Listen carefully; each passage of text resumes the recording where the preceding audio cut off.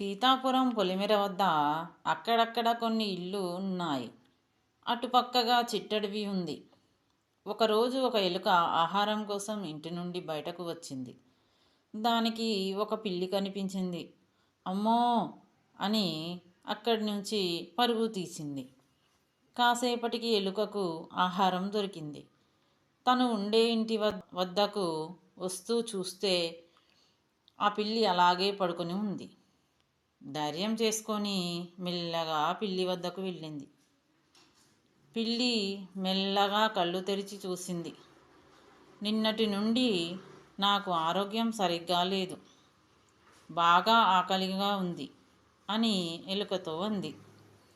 ఎలుకకు జాలి వేసింది. అటూ ఇటూ తిరిగి కొన్ని అన్నం మెతుకులు తెచ్చి తినమని చెప్పింది.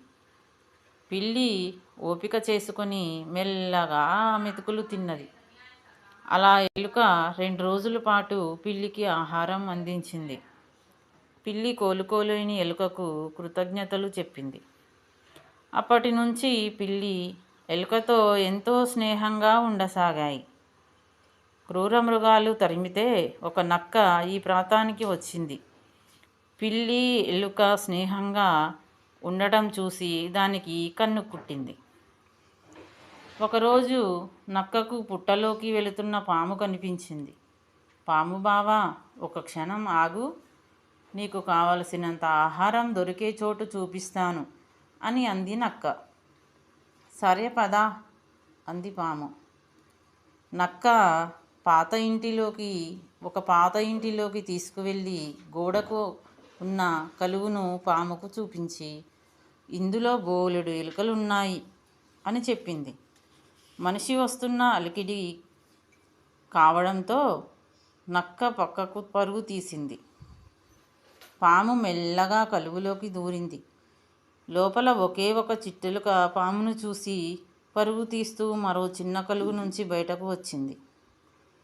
పాము ఇంట్లోకి వెళ్ళడం చూసిన ఒక రైతు దానిని అనుసరించి పాము కలుగులోకి వెళ్ళగానే వెంటనే కలుగుకు పట్టేంత చిన్న రాయిని దూర్చి బయట మరో పెద్ద బండరాయిని అడ్డుపెట్టి పాములు పట్టేవాడిని పిలవడానికి వెళ్ళాడు. చిట్టెలుక అమ్మ కోసం బయట తిరుగుతుండగా ఆహారం కోసం వెళ్ళిన ఎలుకలు వచ్చి, ఎందుకు బయట వచ్చావు అన్నాయి. చిట్టెలుక పాము గురించి చెప్పింది. ఒక పెద్ద ఎలుక మరో చిన్న కన్నం వైపు వెళ్ళి చూసింది. ఎలుక అలికిడి విన్న పాము, ఎలుక నేస్తమా, నేను మీకు ఎలాంటి హాని చేయను. నన్ను పట్టుకోవడానికి కన్నానికి ఎవరో రాయి అడ్డు పెట్టారు.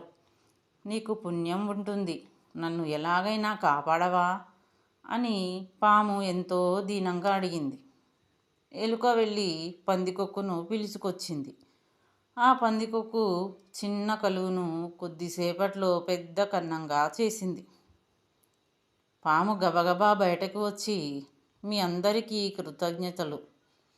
నన్ను పట్టుకోవడానికి మనుషులు వస్తున్నారు. నేను మళ్ళీ మీ అందరినీ కలుస్తాను అని చెప్పి పొదల మాటకు వెళ్ళిపోయింది. ఎలుకలు పందికొక్కు కూడా అక్కడి నుంచి పారిపోయాయి. అరే, పాము భలేగా తప్పించుకుందే అన్నాడు పాములు పట్టే అతనితో రైతు. ఈసారి కనిపిస్తే చెప్పండి, తప్పకుండా వచ్చి పట్టుకుంటాను అన్నాడు పాములు పట్టే అతను. అటు తర్వాత ఎలుకలు, పిల్లి, పాము ఎంతో స్నేహంగా మెలగసాగాయి. అన్నీ కలిసి నక్కను తరిమేశాయి. ఎలుకకు పిల్లికి వైరం, అలాగే పాముకు ఎలుకకు కూడా వైరం. అలాంటిది మీరు కలిసిమెలిసి స్నేహంగా ఉండడం నాకు బాగా నచ్చింది అని అంది వాటిని చూసిన ఒక చిలక.